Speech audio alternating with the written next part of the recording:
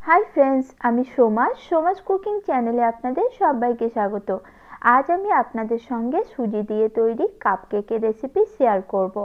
আর এই কাপকেক আপনারা মোল্ড ছাড়াই খুব সহজেই তৈরি করে নিতে পারবেন। কাপকেকটাও হবে একদম নরম তুলতুলে স্পঞ্জি, দেখুন। আর খেতেও হবে দারুণ টেস্টি। চলুন তাহলে এখন এই কাপকেকের রেসিপিটি দেখে নিন। ভিডিওটি ভালো লাগলে লাইক ও শেয়ার করার অনুরোধ রইল। সুজির তৈরি এই কাপকেক বানিয়ে নেওয়ার জন্য প্রথমে নিয়েছি আমি মিক্সির একটি জার। এর মধ্যে আমি দিয়ে দিচ্ছি দুটো ডিম, আর ডিমের সঙ্গে দিয়ে দেব 1 কাপ চিনি। মিষ্টিটা অবশ্যই যে যেমন খান সেই অনুপাতে এখানে চিনিটা ব্যবহার করবেন। আর দিয়ে দিচ্ছি হাফ কাপ সাদা তেল। সাদা তেলের কোনো রকম স্বাদ বা গন্ধ হয় না, তবে আপনারা যদি চান সাদা তেলের পরিবর্তে এখানে ঘি অথবা বাটার ব্যবহার করতে পারেন। এখন সবকিছুর একটা স্মুথ পেস্ট আমি তৈরি করে নেব। আর দেখুন, একটা স্মুথ পেস্ট আমি তৈরি করে নিয়েছি। এখন এটা একটা বড় মিক্সিং বোলের মধ্যে ঢেলে নিচ্ছি। আর ব্যাটারটি দেখুন কতটা স্মুথ তৈরি হয়েছে। এখন এর মধ্যে দিয়ে দিচ্ছি 1 কাপ সুজি। সুজিটা যদি মিহি হয় তাহলে ঠিক আছে, আর যদি সুজিটা মোটা হয় তাহলে মিক্সিতে একটু ঘুরিয়ে হালকা মিহি করে নিতে হবে। এখন হ্যান্ড উইক্সের সাহায্যে সবকিছু একসঙ্গে ভালো করে মিক্স করে নিচ্ছি।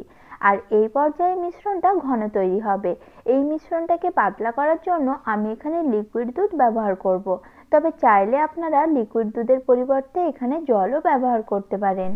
এবার আমি এখানে হাফ কাপ দিয়ে দিলাম লিকুইড দুধ। আর দুধটা আমি আগের থেকে ফুটিয়ে ঠান্ডা করে রেখেছিলাম। তারপর সবকিছু একসঙ্গে ভালো করে মিক্স করে নিয়েছি। আর এই মিশ্রণটাকে 10 মিনিটের জন্য আমি রেস্টে রেখে দেব।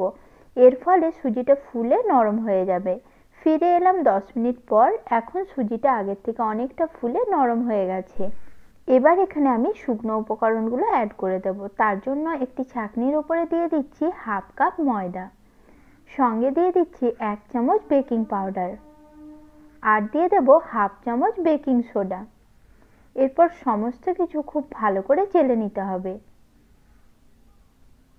সমস্ত কিছু ভালো করে চেলে নেওয়ার পর এখানে আমি 1 চামচ দিয়ে দিলাম ভ্যানিলা এসেন্স।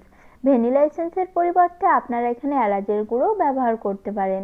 এখন সবকিছু খুব ভালো করে মিশিয়ে নিতে হবে।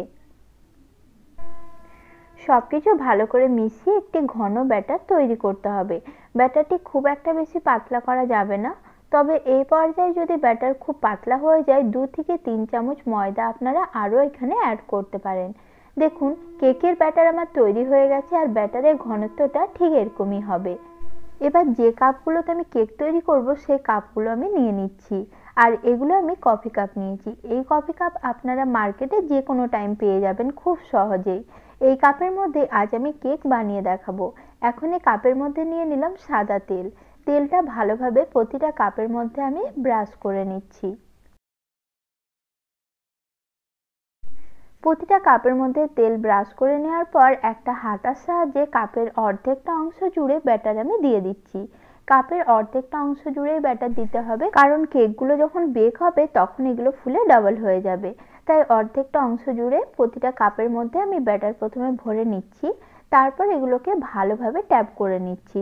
এরপর ওপর থেকে কিছুটা টুটি ফুটি ছড়িয়ে কেকগুলো সাজিয়ে নিচ্ছি, যাতে কেকগুলো দেখতেও ভালো লাগে আর খেতেও সুন্দর হয়। আপনারা আপনাদের পছন্দের যে কোনো ড্রাই ফ্রুটসও এখানে ব্যবহার করতে পারেন। কেকগুলো সুন্দর করে সাজিয়ে নেওয়ার পর এবার বেক করে নেব। তার জন্য 10 মিনিট আগের থেকে মিডিয়াম লো ফ্লেমে একটি কড়া আমি প্রিহিট করে নিয়েছি।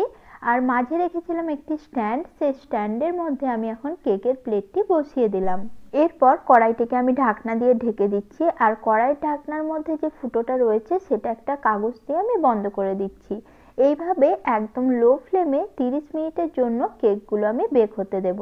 ফিরে আসছি 30 মিনিট পর। আর বাকি যে 3টে কেক রয়েছে সেগুলো আমি আরেকটি কড়াইয়ের মধ্যে বসিয়ে দিয়েছি।